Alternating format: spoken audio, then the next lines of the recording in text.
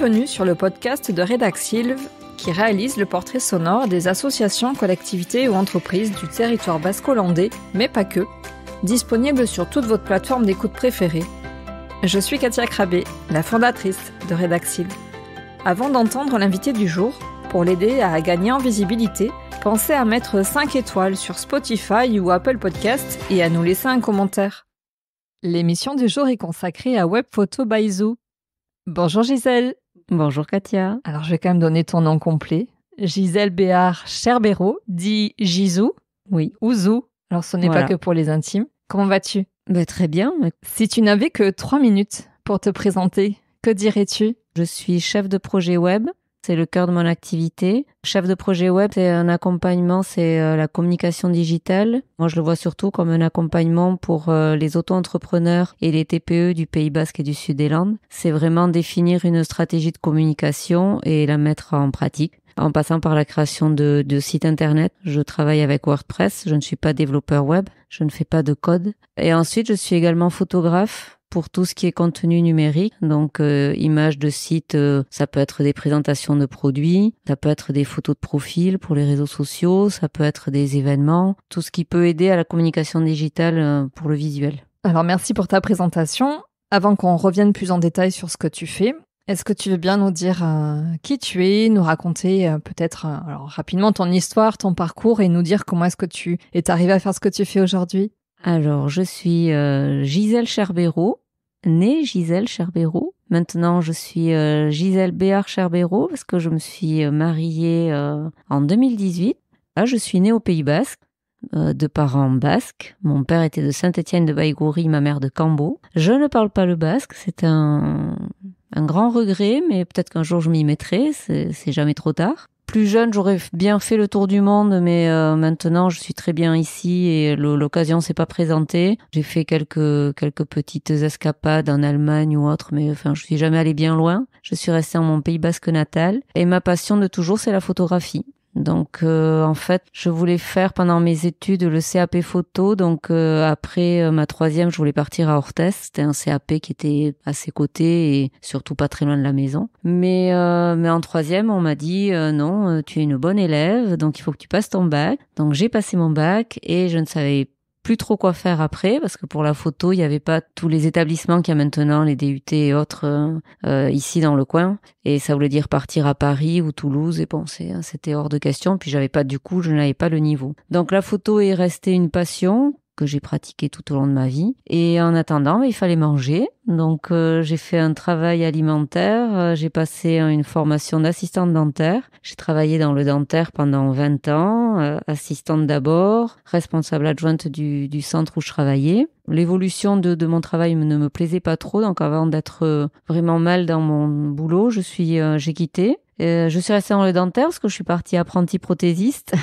Donc, je suis restée 7 ans dans le labo où je travaillais, puis licenciement économique. Et donc, à 50 ans, il a fallu se remettre en question professionnellement. Est-ce que je continuais à faire ce que je savais faire ou est-ce que je prenais une nouvelle voie ? Et du coup, la photo était toujours là. Photographe de mariage et autres, ça m'intéressait pas trop. Donc, j'ai cherché un moyen de mettre la photo au cœur de mon activité. Et le numérique et la communication digitale a été le moyen pour le faire. Qu'est-ce qui t'a fait t'orienter justement vers le secteur du digital ? Alors la discussion avec des professionnels et j'avais discuté avec des créateurs des informaticiens, des créateurs de sites, des webmasters qui me disaient qu'avoir la casquette de webmaster et de photographe, c'était un gros avantage parce qu'ils avaient souvent du mal à trouver des photographes qui leur correspondaient ou qui correspondaient à leurs clients ou autres. Et du coup d'avoir les deux casquettes, de pouvoir proposer les deux services, c'était une bonne idée. Et voilà, j'ai fait plusieurs recherches. Est-ce que je faisais la photo animalière ou autre ? Enfin voilà, j'ai eu beaucoup d'interrogations. Je me suis beaucoup renseignée. J'ai discuté avec pas mal de personnes. Et donc cette idée-là, j'étais pas spécialement douée en numérique ni en ordinateur ou autre, mais j'ai regardé, ça m'a bien plu. J'ai regardé les formations qu'il y avait et j'ai vu qu'il y avait une formation à la CCI de chef de projet web.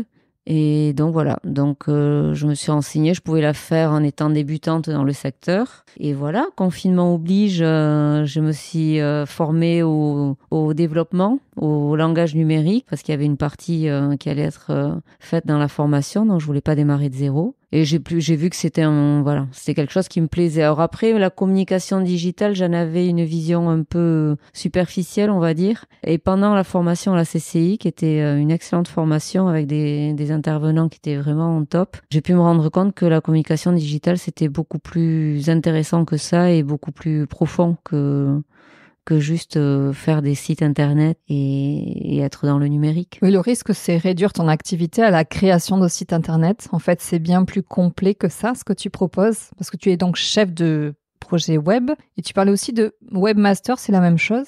Alors webmaster, c'est celui qui crée le site. Mais chef de projet web, en fait, dans une agence, le chef de projet, il est capable de parler c'est l'interlocuteur de tous les corps de métier qui interviennent dans la création d'un site. Ça va être le graphiste, ça va être le web designer, celui qui met en page, ça va être le webmaster, celui qui crée vraiment le site, enfin le développeur en l'occurrence. Et donc le chef de projet, c'est le chef d'orchestre en fait. Sauf que moi, je suis toute seule dans mon agence, donc je suis censée être le chef d'orchestre de moi-même. donc voilà, donc c'est moi qui interroge le client sur ce dont il a vraiment besoin, savoir aussi définir avec lui ce dont il a vraiment besoin. Bien souvent, il y a des hésitations et des ignorances. On se pose pas toujours les bonnes questions quand on est la tête dans le guidon à créer son activité ou à la développer. C'est vraiment l'accompagnement de A à Z, c'est poser les bonnes questions pour créer le cahier des charges. À partir du cahier des charges, c'est définir éventuellement la charte graphique et l'identité visuelle avec le logo, choisir les bons typos, les bonnes couleurs et à partir de là définir le contenu du site derrière, le nombre de pages, qu'est-ce qu'on veut y mettre, comment on veut se présenter, à qui on s'adresse, tous ces points-là. On a un questionnement pour la communication qu'on a au moment où on crée son activité. Donc ça pousse un peu des fois dans les retranchements, mais c'est là que c'est super intéressant. Donc c'est vraiment un accompagnement, c'est comme ça que je le vois et que j'adore le faire. Oui, tu parlais d'un chef d'orchestre. Oui, c'est un coordinateur finalement entre plusieurs métiers. Mais toi, tu es ta propre coordinatrice, si j'ai bien compris. Je suis le chef d'orchestre et l'orchestre en même temps. Non, mais voilà, c'est vrai qu'au départ, c'est une agence, un site internet, c'est une agence qui le fait, dans le meilleur des mondes. Et mais comme partout, il y a plusieurs catégories. Il y a des grosses agences, des petites agences, et il y a les auto-entrepreneurs. Donc moi, je travaille seule. J'ai des notions de graphisme parce que j'ai fait les beaux-arts pour revenir à la photographie. Durant mes études. Donc ça m'a jamais quitté. J'ai toujours pratiqué, j'ai fait du dessin, j'ai fait la sculpture. Enfin, j'ai toujours été attirée par l'artistique. Donc c'est des points qui me servent maintenant pour ma profession. Je ne suis pas graphiste. Je ne ferai jamais le travail aussi bien qu'un graphiste. Mais je sais à qui je m'adresse. Je m'adresse à des personnes qui n'ont pas les moyens de se payer une charte graphique avec un graphiste, un site internet avec un développeur web parce que c'est des budgets énormes et qu'il y a du monde, qu'il y a des clients pour ces personnes-là. Mais il faut effectivement que les auto-entrepreneurs ou les TPE qui ont peut-être pas de moyens financiers énormes aient aussi un site internet et un logo qui peuvent être de qualité, qui peuvent être performants aussi parce qu'ils seront adaptés à leur acté et à leur personne. Donc c'est cette échelle de valeur qu'il faut voir. J'ai des notions qui peuvent quand même fournir un travail de qualité et surtout adapté à la personne qui en a besoin. Tu as une offre qui est relativement complète. Effectivement, tu dis pour ceux qui n'auraient pas les moyens de financer indépendamment un créateur de site, un graphiste, un rédacteur, un photographe, etc., etc. Toi, tu as la chance de pouvoir combiner plusieurs compétences. Oui, d'avoir la notion, la formation de chef de projet web, ça donne la notion, même chose pour les rédacteurs. Tu sais de quoi je parle, c'est un métier. Donc, c'est même chose. Je vais avoir des notions de SEO de base. Le SEO, c'est le référencement naturel, c'est trouver les bons mots pour que le site soit bien référencé sur les moteurs de recherche. Je vais avoir des notions à donner quand les clients écrivent les textes ou les accompagner pour les écrire. Mais je vais pas avoir le savoir-faire d'un rédacteur web, c'est-à-dire mais déjà je vais pas approfondir le travail autant qu'un rédacteur web, je vais pas regarder le coût au clic, je vais pas rentrer dans les détails techniques, mais bref voilà, c'est peut-être plus superficiel, mais ça donne des bases pour faire un travail qui donne quand même de la qualité et de la performance au site que je crée. Oui, tu as suffisamment de compétences, moi j'ai envie de dire, pour pouvoir proposer une offre qui soit complète et puisse répondre aux besoins de tes clients, parce que finalement tu réponds à quelle problématique? Pourquoi est-ce qu'on vient te voir? On vient me voir parce soit on crée son activité, soit on veut la développer, soit on crée sa communication digitale, soit on la remet à plat. Si on veut développer son activité ou si on est installé depuis longtemps, on peut aussi avoir besoin de remettre un peu à plat les choses pour voir si on communique de la bonne manière. C'est vraiment étudier, comme je disais tout à l'heure, c'est vraiment se reposer les questions qu'on se pose quand on crée son activité, c'est-à-dire à qui on s'adresse, quel message on veut faire passer, comment on se positionne par rapport à son activité, est-ce que vraiment on y met vraiment du personnel ou vraiment on se détache de sa personne pour ne faire que son activité professionnelle. En général, les auto-entrepreneurs, les deux sont étroitement liés et donc c'est vraiment mettre en avant la personne qu'est l'entrepreneur, son activité, la manière dont il veut la faire et savoir à qui on s'adresse, surtout pour s'adresser aux bonnes personnes. Parce que faire des sites internet avec WordPress, maintenant il y a des outils informatiques, tout le monde peut faire son site, mais les règles de la communication, c'est pas forcément connu de tous. Et c'est très simple, c'est se poser les bonnes questions et faire un site en fonction de sa cible et pas de soi.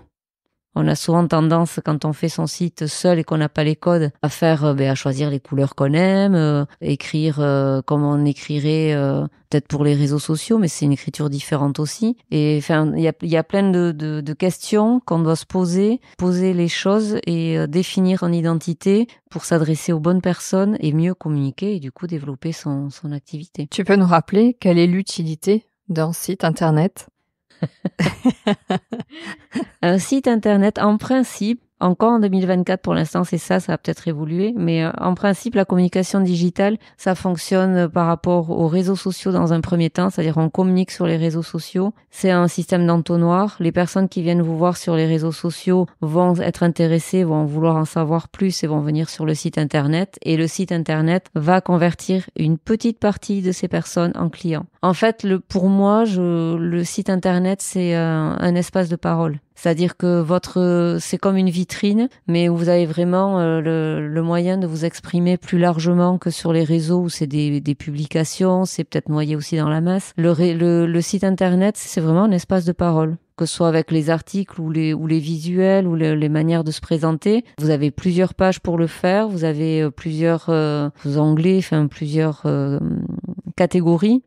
Ça peut être à propos, vous allez parler de vous, de votre activité, mais comment vous la voyez, comment vous voyez la manière dont vous la pratiquez. Si c'est une activité où il n'y a pas beaucoup de concurrence, c'est peut-être que le sujet est peut-être pas bien connu, donc développer, prendre le temps d'expliquer aux gens ce qu'est votre activité. Et si c'est une activité où il y a beaucoup de concurrence, ça va être qu'est-ce qui vous différencie de la concurrence. Mettre en avant votre personnalité et votre manière de voir votre activité. Merci pour toutes ces explications parce que on est nombreux à penser que une fois qu'on a créé notre site, ça y est, tout est fait. Grande erreur.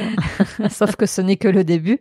Ouais. Parce que l'idée, c'est de le faire vivre, c'est aussi de se faire connaître. Donc, c'est effectivement le faire vivre. Ça peut être écrire des articles pour la partie blog et comme tu dis aussi partager son expertise ou sa particularité en écrivant ce qu'on fait et en essayant en plus de répondre aux intentions de recherche des internautes. Donc, c'est tout un challenge parce que c'est pas le tout que de créer un site. Oui, donc c'est sûr qu'après, le site, comme tu dis, il faut le faire vivre. Donc, la manière la plus simple, alors c'est toujours du travail, mais la manière la plus simple, effectivement, c'est les articles de blog. Alors, on appelle blog comme on veut, actualité, information, tout ce qu'on veut. Mais effectivement, de donner du contenu aux algorithmes, ça fait vivre le site, ça le fait remarquer. Les articles doivent être de qualité. Et même chose, savoir à qui on s'adresse et savoir ce qu'on veut y dire, avoir une ligne éditoriale. Mais ça permet d'être présent sur les moteurs de recherche, de montrer aux algorithmes qu'on est là, qu'on fait du contenu de qualité, en trouvant les bons mots-clés aussi,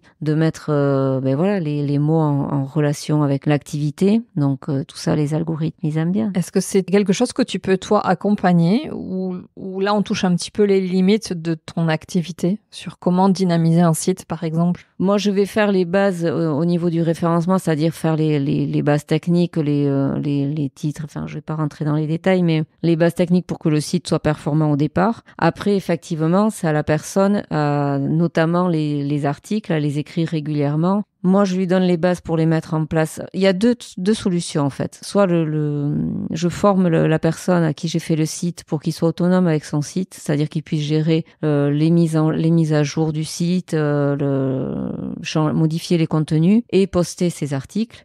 Soit je fais une partie du travail, je fais les mises à jour, les articles, je peux les mettre en ligne s'il veut. Je peux l'accompagner pour l'écriture des articles, mais encore une fois, je ne suis pas rédacteur web. Et dans ces cas-là, l'accompagnement, ça sera pour le guider sur la bonne écriture, sur savoir comment se diriger, comment s'organiser pour faire les articles et que ça lui prenne le moins de temps possible. L'étape supérieure, effectivement, c'est de prendre un rédacteur web qui sera capable de faire des articles de A à Z, de prendre le temps de se renseigner sur l'activité suffisamment et d'utiliser les bons mots pour optimiser au maximum le texte. Tu proposes aussi de fournir les contenus numériques. Alors enfin, tu peux mettre au service des autres ta passion, la photographie.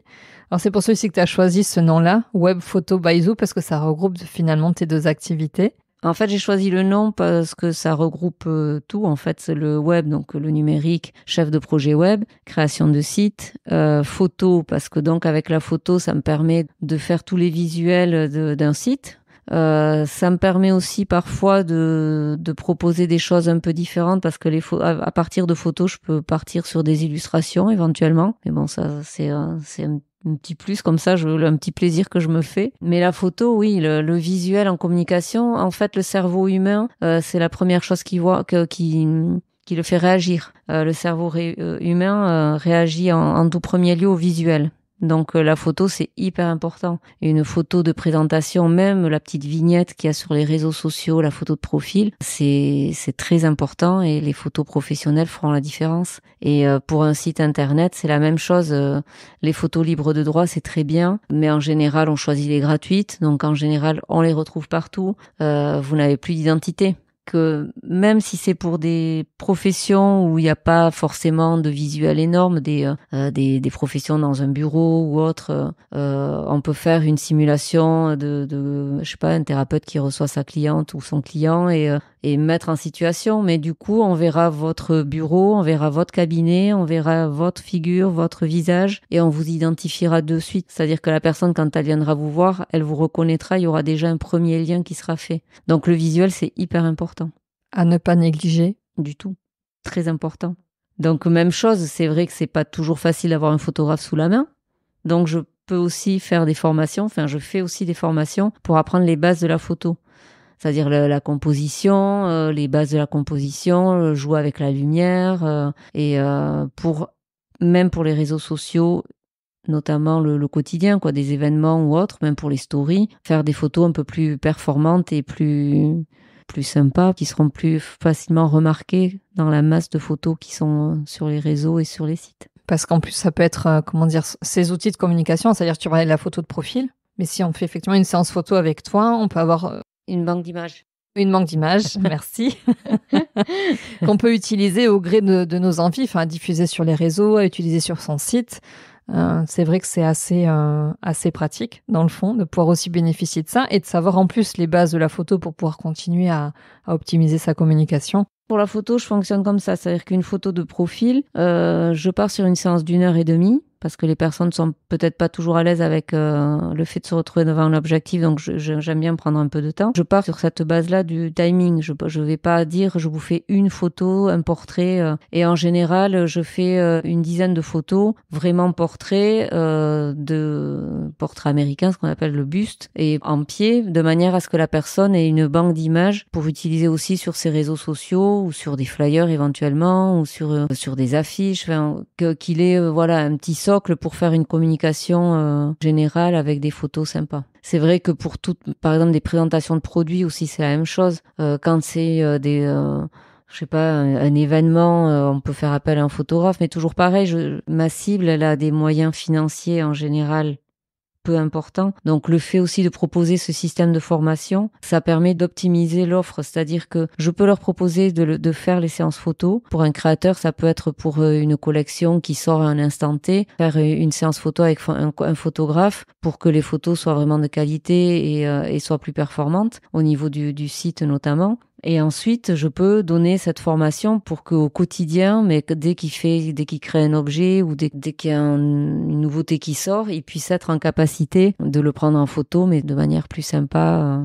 Même avec un smartphone, on peut faire des photos sympas avec un smartphone. Tu es dans la transmission et dans l'autonomisation. Parce que ça me plaît aussi. En fait, je me suis rendu compte dans ce métier-là, de chef de projet et de photographe, ce qui me plaît, c'est l'accompagnement. Comme je disais tout à l'heure, être devant un objectif, c'est peut-être pas évident. Donc l'accompagnement pour que la personne se sente à l'aise, voilà, pour qu'elle puisse se montrer telle qu'elle est et pas figée, c'est super intéressant. En plus, les personnes se dévoilent petit à petit, c'est cool. C'est toujours des moments sympas. On va toujours un peu plus loin que la simple représentation professionnelle. L'image, c'est hyper puissant. Pour l'image de soi, même c'est un outil pour le développement personnel. C'est des choses qui m'intéressent. Est-ce qu'on peut en parler aussi de cette casquette que tu as? Alors, est-ce qu'on peut utiliser le terme de photothérapie? Oui. On peut en parler? Bien sûr.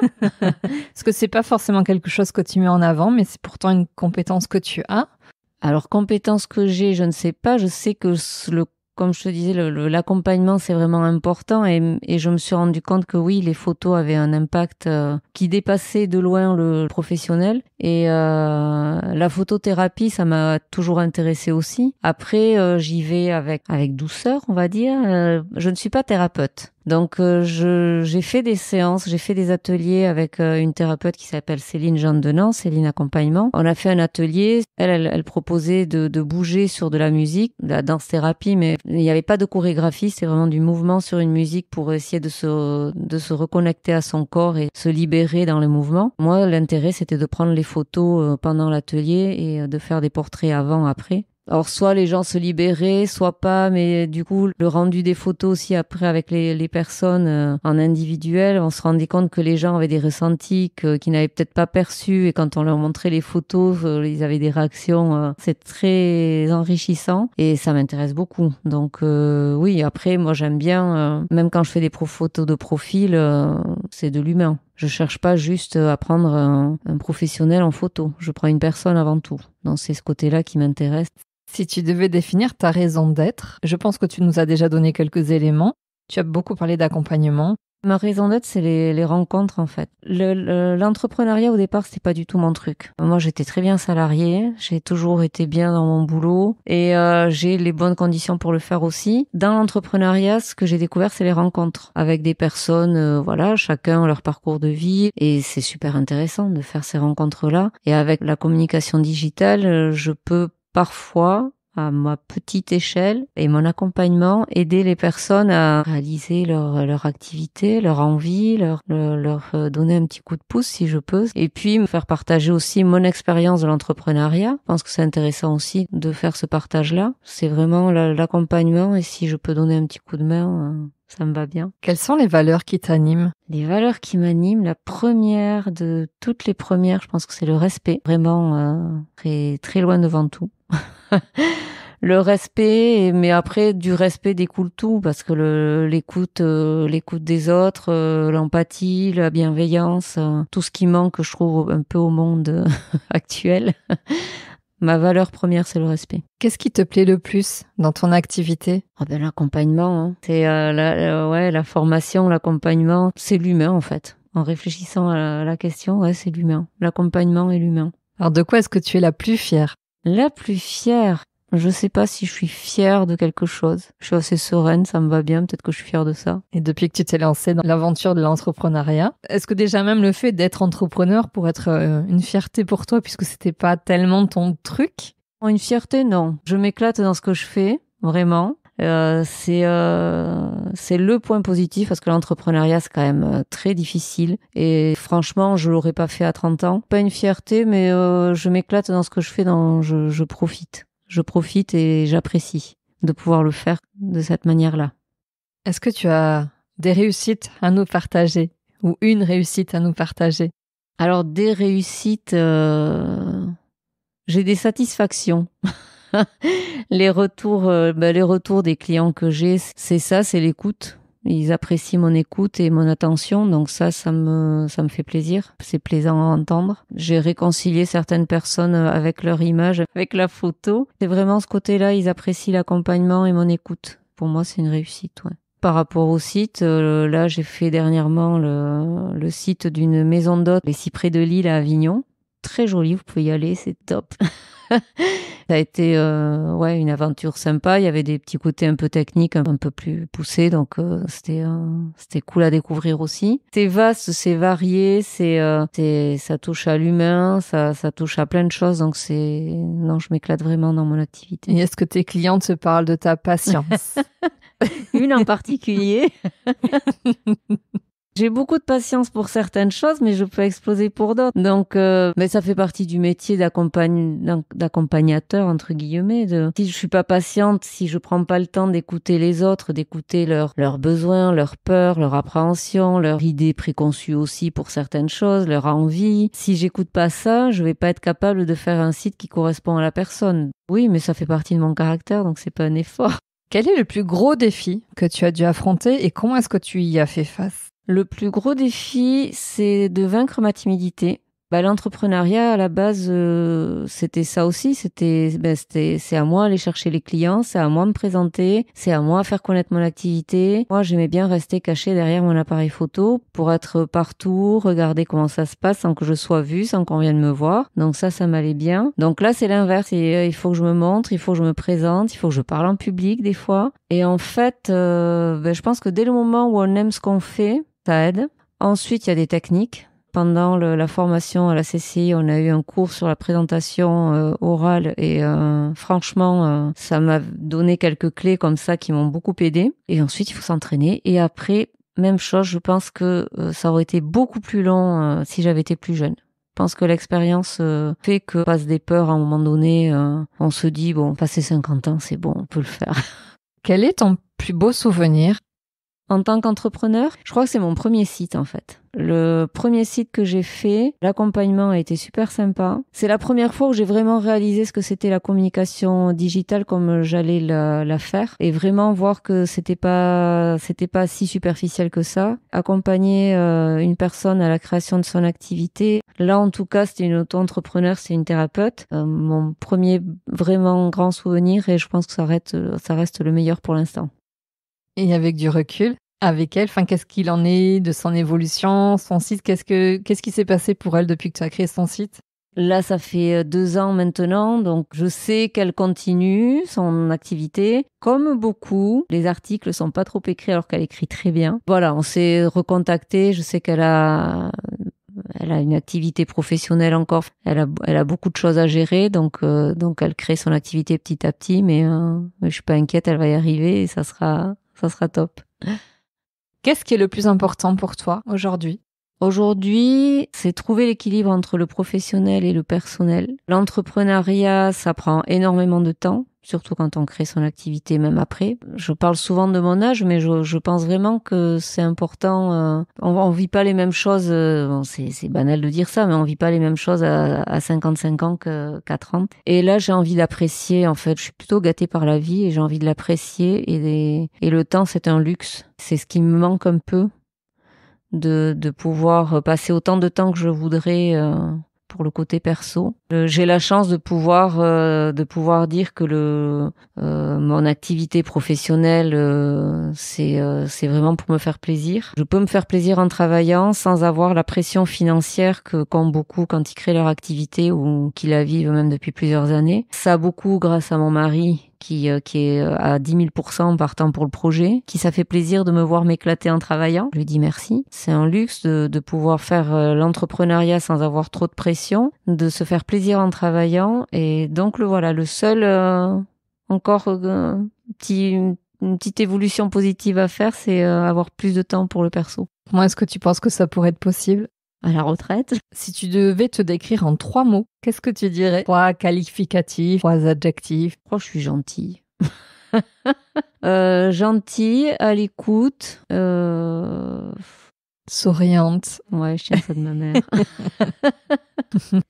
Et impatiente pour plein de choses. Comment est-ce qu'on peut te contacter? Où es-tu? Alors, je suis à Anglet et à Tarnos. On peut me contacter par formulaire sur mon site internet, par mail. Toutes mes coordonnées sont sur le site. Et sur les réseaux sociaux, je suis LinkedIn, le nom de Gisèle Béard-Cherbero. Et Insta, j'ai 2 comptes en fait, si vous voulez voir les 2 facettes. La création de site, la communication digitale avec Webphoto Baizou 64, tout attaché.